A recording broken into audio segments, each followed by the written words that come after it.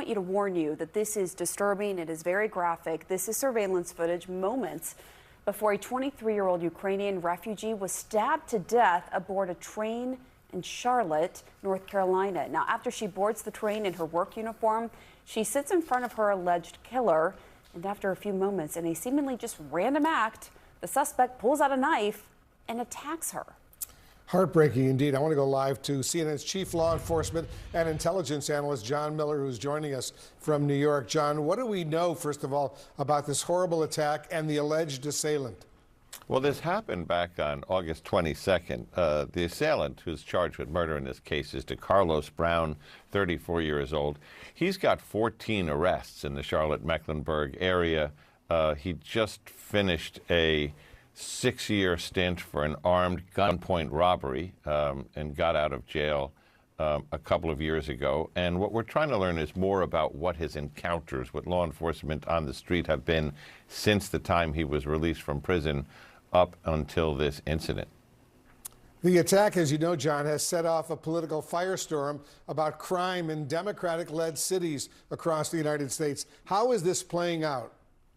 Well, if you look at Charlotte, their crime is actually taking a dramatic turn in the right direction.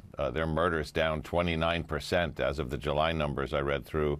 Aggravated assault, which would capture stabbings, shootings, and other assaults, is down 25%. So you look at Charlotte, and like many of these cities that are telling this story, their violent crime is trending in the right direction. Their property crime, burglaries, car theft, you see slight increases in, but they have a very dynamic police department there that has a combination of assertive policing, precision policing, directed patrols, but also community policing involving youth outreach for juvenile delinquency and other things. So this is not one of those cities that is asleep at the switch on crime. What this is a terribly tragic, dramatic, terrible event captured on video, which is being magnified to send a certain message.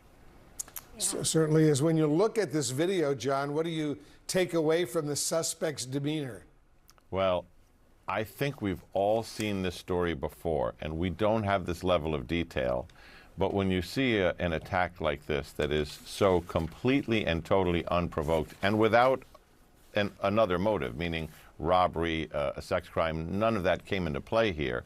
What we're probably dealing with, again, is untreated mental illness. And that's why I think we want to dig into what other encounters were there with the system that could have given tipping and cueing to where this person was in terms of mental illness, because we've seen so many of these unhinged people and unprovoked attacks. All right, John Miller, thanks very much for that update.